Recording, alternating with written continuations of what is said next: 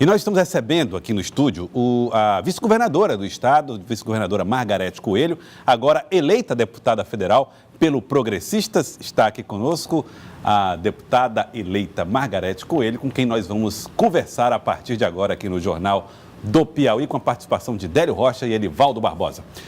Vice-governadora, deputada federal eleita Margarete Coelho, boa tarde. Antes de mais nada, eu queria que a senhora avaliasse esse período de campanha. O Piauí passou o período eleitoral. Qual é o momento que o piauiense precisa viver a partir de agora, depois do resultado nas urnas? Boa tarde, Joelson. Boa tarde, meu amigo Elivaldo. Boa tarde a todos. Primeiro, eu queria que você me desse um minutinho para agradecer a todo o meu estado, ao meu Piauí, pela receptividade que a minha candidatura teve, né? Recebi em todos os lugares por onde andei, recebi muito carinho, muita atenção, muito respeito. Recebi votos nos 222 municípios do Piauí, apenas 2 municípios eu não tive votos. Vou avaliar por que não, né? Vou fazer uma visita ao município, mas muito agradecida, muita gratidão. E gratidão a gente paga com trabalho. Por curiosidade, quais foram, deputada? Não vou lembrar agora. Tá. Foram 2 municípios pequenos que realmente eu não teve nenhum voto, mas nos demais, assim, 80 votos num município que realmente não tinha um apoio. Foi muito bonito isso, né? Esse reconhecimento de um trabalho que eu fiz como vice-governadora, de um trabalho que fiz como deputada estadual, de uma mensagem que eu optei por levar. Muita gente achava complicada a minha eleição porque eu não faço aquele tipo de política de colecionar apoios, de colecionar colégios eleitorais, de colecionar prefeitos, de colecionar vereadores. Claro que esses são apoios importantes, mas eu sempre preferi essa coisa mais abrangente de ter pautas mais universais, pautas mais abertas, pautas que... um outro discurso, mais um discurso que tenha como base uma ação. Então, acho que isso foi a senhora apostava nesse voto de opinião, que costuma dizer, chamar nisso. Assim, voto de opinião, mas voto é voto, né? Voto de opinião. Exatamente. Esse foi o meu voto preferencial. Eu tenho absoluta certeza disso. Eu não tinha estrutura de tempo de campanha para fazer esse voto trabalhado. Então, foi uma campanha... Lembram todos que eu comecei a minha campanha poucos dias antes da convenção, porque até 10 dias antes da convenção nós ainda estávamos trabalhando, tentando, né, a candidatura de vice-presidente da República, né, para representar o Piauí pela primeira vez em uma chapa nacional. E deu tempo, foi corrido, foi sofrido, foi muito calo no pé, né, como diz a música lá, né? Fiz muito calo no meu pé caminhador, mas deu certo, deu Agora, certo. Antes disso, vice-governador, o projeto era que a senhora permanecesse na chapa majoritária aqui do Piauí como vice-governadora na chapa do governador Wellington Dias. Quando aconteceu a mudança, o Progressistas abriu mão de disputar essa vaga, acabou gerando um desconforto muito grande nas bases, inclusive do seu partido, o PP. A situação foi resolvida, mostrou que o certo foi o que foi feito, uma vez que a chapa foi amplamente vitoriosa e a senhora também foi eleita deputada federal. Olha, todas as decisões foram boas quando tudo dá certo, né? Isso é de regra. Mas, no meu caso, eu reivindicava o espaço de mulheres, né? Claro. Reivindiquei muito. E achei também, claro, que eu tinha feito um trabalho que me legitimava a continuar na vaga de vice do Wellington Dias. E como eu sempre disse, quem não queria ser vice do Wellington naquele momento em que havia uma campanha deflagrada, em que havia um governo organizado, dando conta dos seus compromissos mínimos. Claro que a gente não teve como estender muita pauta, porque uma crise muito grande, mas conseguimos dar conta daqueles compromissos básicos do Estado. Então, era um momento de decidir, mas eu sempre disse que não era um projeto pessoal, era um projeto de manter a chapa das mulheres. A Regina está aí, a Regina é uma mulher de luta, é uma mulher de garra e eu tenho absoluta certeza de que será uma grande vice-governadora. Tenho absoluta certeza disso, aliás, é o que eu desejo a ela. Independente do resultado das urnas em nível nacional, a senhora acha que foi bom como estratégia não ser a vice de Alckmin e ser agora deputada federal eleita? Olha, para mim, em termos de projeto pessoal, estou muito satisfeita, estou me sentindo completamente contemplada, né, com o voto que recebi do meu povo. Eu faço uma ponderação com relação a isso, com relação à vice do Alckmin. Eu aceitei ser.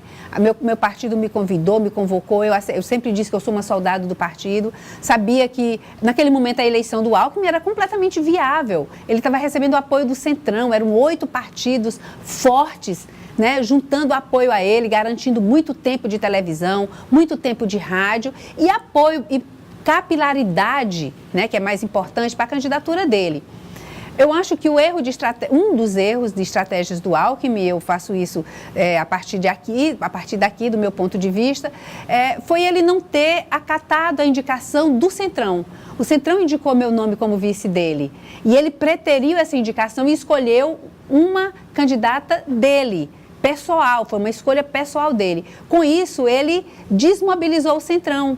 Ele não atendeu o Centrão e terminou tirando, vamos dizer assim, aquela obrigação que todos tinham, né, de garantir capilaridade à campanha dele. A senhora está fazendo aqui uma revelação.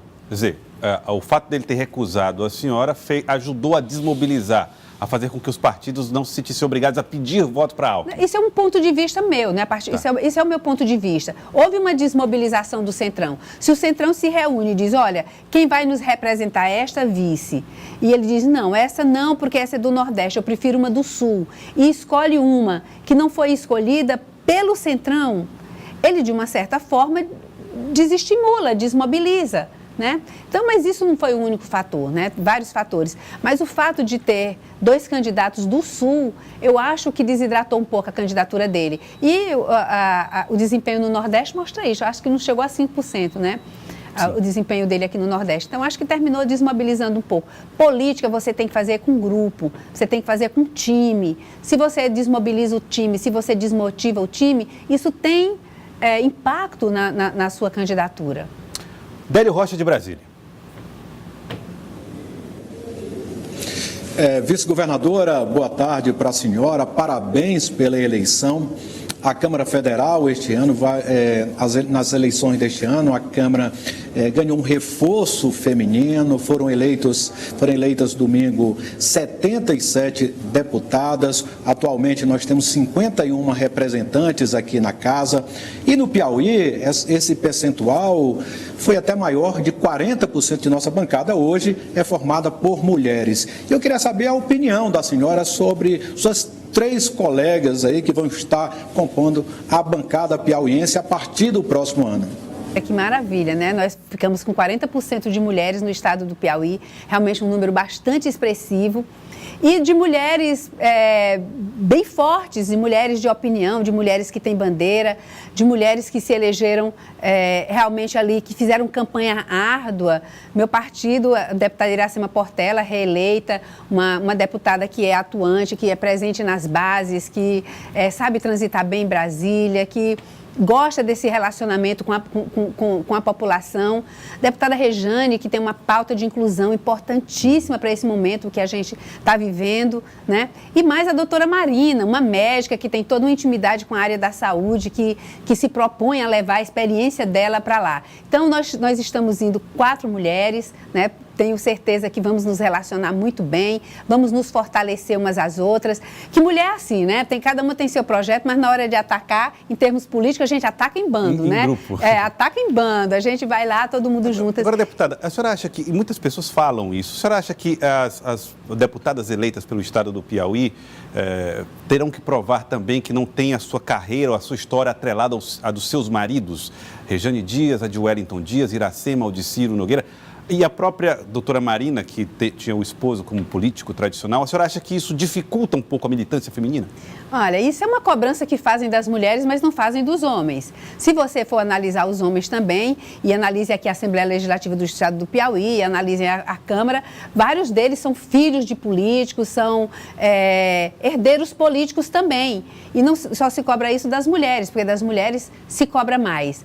Todas são mulheres fortes, mulheres profissionais, mulheres que têm identidade própria, mulheres que têm CPF próprio e que têm bandeiras próprias, entendeu? Isso de ter o apoio do marido, isso de ser, vamos dizer, de ter uma herança política, Isso acontece com os homens também. E mais, os homens têm um palanque que as mulheres não têm, que os homens ocupam os cargos públicos. Olhem as secretarias, olhem os institutos, olhem as coordenadorias, os cargos de poder que fazem gerar um capital político, são ocupados pelos homens. Quer dizer, eles são herdeiros duplamente, eles são herdeiros do capital político do Estado, do palanque eletrônico do Estado, e são herdeiros políticos também de famílias. Então, isso é comum, isso é normal, acontece com homem e acontece com mulher também.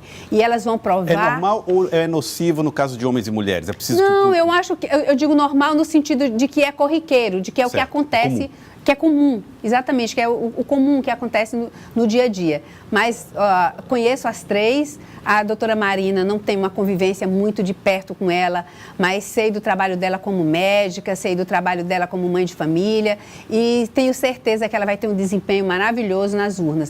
Nós vamos representar muito bem as mulheres e os homens também do nosso estado. E vamos trabalhar muito juntas, eu tenho certeza, estou ansiosa por esse momento de nós nos encontrarmos às 4 lá e traçarmos nossos planos. Tenho certeza que vai ser uma convivência muito proveitosa para todas nós. O seu Partido Progressista decidiu agora há pouco pela neutralidade na eleição presidencial no segundo turno, ou seja, liberou. O Progressistas está liberado no segundo turno. O que a senhora achou dessa decisão? Por que caminho a senhora pretende adotar? Olha, essa decisão já estava posta desde o primeiro turno, né? Tanto é que o senador Ciro aqui no Nordeste era claro, né? Claro o apoio dele ao presidente Lula antes da candidatura dele ter sido negada. E eu acho que realmente o partido tem essa divisão. O pessoal do Sul ligado mais... vamos dizer, mais ligado ao Bolsonaro e os do Nordeste ligados mais à candidatura do Haddad. Eu acho que foi importante que o partido tomasse essa decisão, deixar porque o partido está muito dividido. Então, forçar essa divisão quer dizer, aprofundar essa divisão nesse momento não era bom nem para o partido nem para o país. Fazer imposições não seria a solução. Eu acho que não. A senhora pessoalmente tende a que lado? Olha, eu sou absolutamente contra a liberação do uso de armas. Eu não consigo me aliar a candidatos que tenham por base, né, que tenham por proposta a liberação de armas. Eu sou a favor de uma cultura de paz, eu sou a favor de uma segurança preventiva. Aliás, esse é um dos projetos que eu estou levando para Brasília, trabalhar uma segurança de paz, uma segurança preventiva, valorizar os métodos que levem mais à pacificação social. Acho que a liberação de armas é nociva a esse plano, a esse projeto. Em nenhum país do mundo onde as armas foram liberadas, isso tem sido visto como um fortalecimento da paz. A gente vê os Estados Unidos, que é o caso mais paradigmático, já revendo isso. A gente vê o que acontece lá com a liberação das armas. E acho que nesse momento, especialmente que nós vivemos, em que a intolerância está tão presente, em que as coisas estão tão polarizadas, basta a gente ver os dois candidatos que nós temos aí, né, no segundo turno, são polarizados, né, e a gente precisa, a política ela é feita na polarização, né, mas ela tem que ser realizada no centro, tá, né, uma tendência para o centro. Pela resposta da senhora, eu percebo que a senhora faz uma opção por exclusão. Eu faço uma opção por exclusão. Só exclui Bolsonaro e, portanto, sobra Haddad. Seria mais ou menos isso?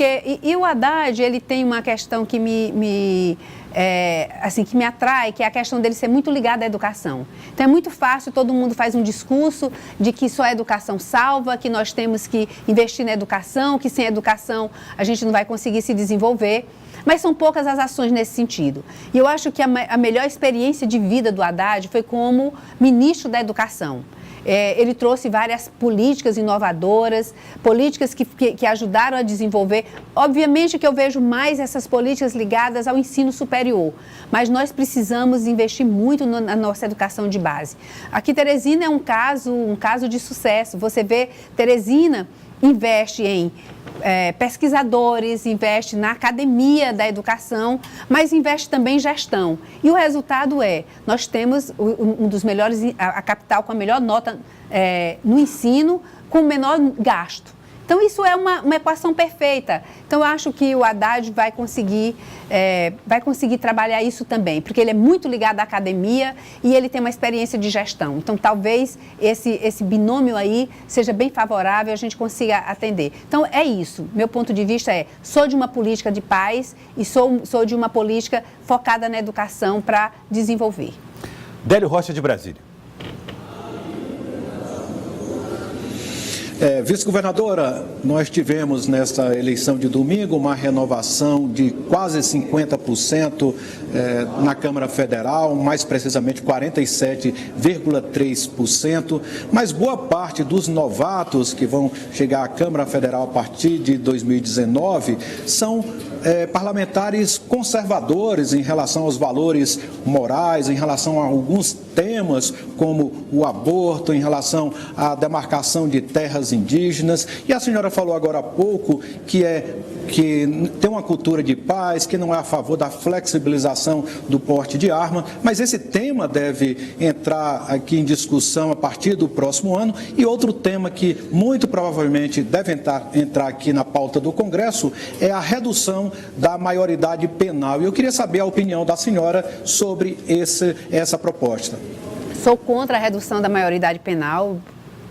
Por convicção, tenho convicção que isso não resolve, absolutamente, não é prender mais cedo, não é condenar mais cedo, mas também sou a favor de políticas de ressocialização, políticas sérias de ressocialização. Não é só você pegar esses menores e colocar em um depósito e deixá-los ali, como, na verdade, apenas sendo uma outra modalidade de prisão. Sou absolutamente contra e acredito numa ressocialização, num trabalho sério de ressocialização. Com relação a outra questão da demarcação de terras indígenas, também sou a favor, acho que nós temos que manter esse patrimônio que é da população indígena, eles têm que ser mantidos, sou a favor de respeitar a diversidade dos povos, isso está na nossa Constituição e é isso que eu vou defender. A questão do porte de armas, da flexibilização ou não do porte de armas, vai ser um debate, eu não sou de um debate sectário, eu sou de um debate franco, aberto, vou ouvir os argumentos de quem for a favor, vou expor os meus argumentos, vou expor meus argumentos contra, vou para o debate franco, sincero, não vou com questões fechadas, nem com relação a um tema, nem com relação ao outro, porque eu acho que no debate que a gente consolida as ideias, é no debate que cada um forma o seu contorno, né? É a oposição de ideias que faz a política. Então eu vou para o debate aberto, vou me preparar da melhor forma possível para ambos os debates, mas a princípio sou contra, né, a diminuição da minoridade ou da minoridade penal ou da maioridade penal. E sou a favor de se criar uma política de ressocialização mais efetiva, mais eficiente. Nós estamos fazendo de conta ressocializando. Isso não resolve. Eu queria agradecê-la, deputada federal eleita, vice-governadora do Estado, Margarete Coelho. Muito obrigado pela participação conosco aqui no Jornal do Piauí. Eu que agradeço muitíssimo e, mais uma vez, agradecer a todo o meu Piauí, a cada homem, a cada mulher que acreditou, que veio conosco e fez com que esse sonho fosse um sonho coletivo, um sonho de muitos, um sonho que agora é de todos os piauienses. Vou colocar meu mandato à disposição de todos e de todas. Tá certo, muito obrigado. A deputada Margarete Coelho, deputada eleita, deputada federal eleita Margarete Coelho, parabéns pela vitória.